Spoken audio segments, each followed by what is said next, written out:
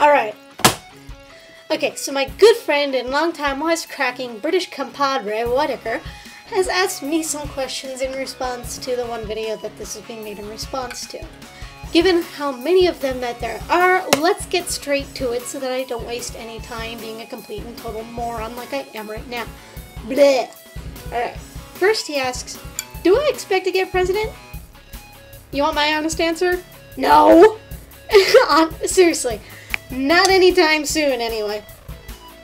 America is such a bigoted and homophobic place that even if some gay guy was able to get past the elections when being able to stay in office, well, then the minute he got into office and the minute he came out of the closet while in office, they would impeach him on some completely asinine thing just because in actuality, he's a gay man, and he shouldn't be running a nation because he's obviously incompetent and obviously has no brain relationships with other guys.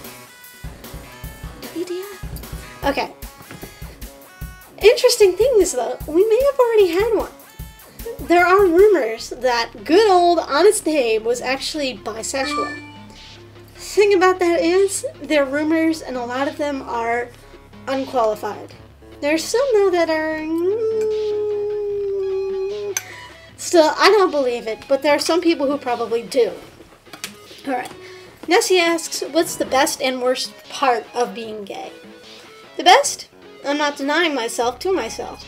And it also means I get to wear ridiculous rainbow items and get away with it and not have to worry about people incorrectly saying I'm a lesbian.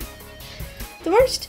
I get picked on for a lot of things. And also, it's easy for me to get irritated at homophobic asshole, and it gets my blood pressure up. Ugh. He goes on to ask what the origins of homophobia are. Well, that's a tough question and requires a long answer.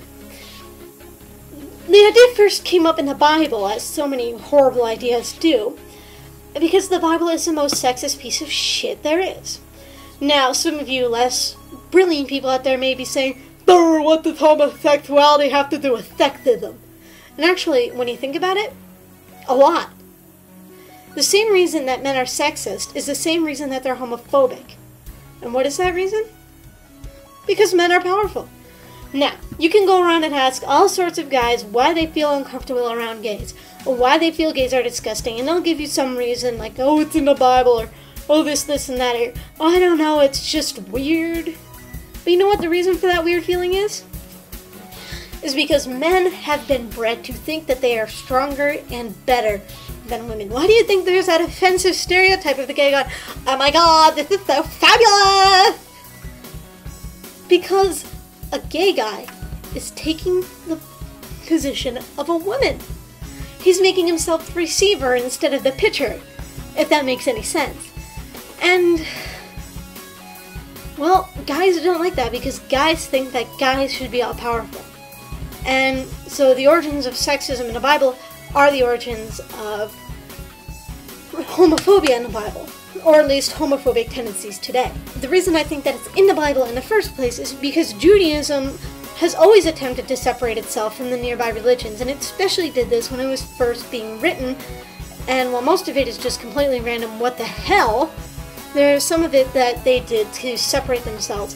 One of these being there were a couple of nearby cultures that had people get dressed up and have ritualistic sex, and these villagers would either cross-dress or they'd have this ritualistic sex with someone of the same gender. And they wanted to distance themselves from that, and that's why we have the passage in Leviticus. Which, if you're relying on Leviticus, you're an idiot, because Leviticus also says you should eat your own babies. I'm not kidding! I wish I were. It's disgusting. Moving onwards, he wants to know about what I think on the recent schism of the Church of England, as well as other religious sects, and I find it stupid. Especially in the Church of England, because it was created as the way for King Henry VIII to get what marriage he wanted. If he can do it, why can't we? Alright. He also wants to know why gays have such high STD rates, and how this could be seen as the gay lifestyle being unhealthy. I've been posed this question before, and the simple answer is, sadly, yes.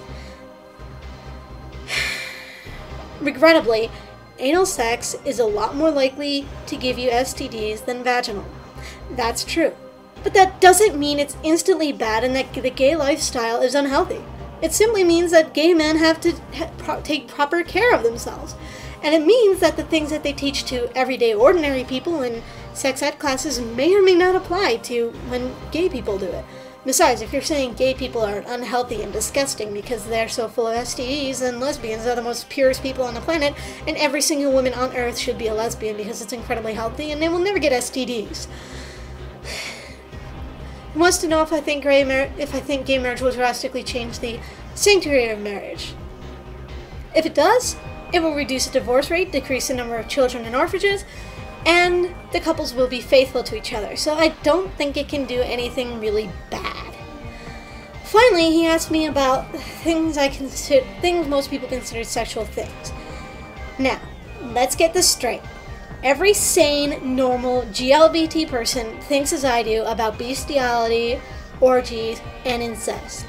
They are all bad, and all shouldn't happen. They are all disgusting and filthy.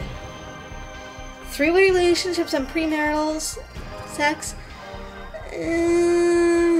This is really my opinion, and other people are able to say what they want. But I think that three-way relationships can work in certain circumstances. It's been proven in the fossil record that humans were slightly polygamous creatures. They take a single mate, but every once in a while they'd slip up. So in other words, humans are the way they are. And, so it's okay. But problems arise when you start cheating on your girlfriend or boyfriend. And so it's tricky, and I do not suggest it. I do not. As for premarital sex, sometimes marriage isn't the best idea. An example would be your girlfriend has horrible credit, and that will affect you if you marry her, of course, and in the end would cause you to go bankrupt because your own credit is less than stellar. So you don't want to go bankrupt, but you really do love this woman and you want to spend the rest of your life with her. So what do?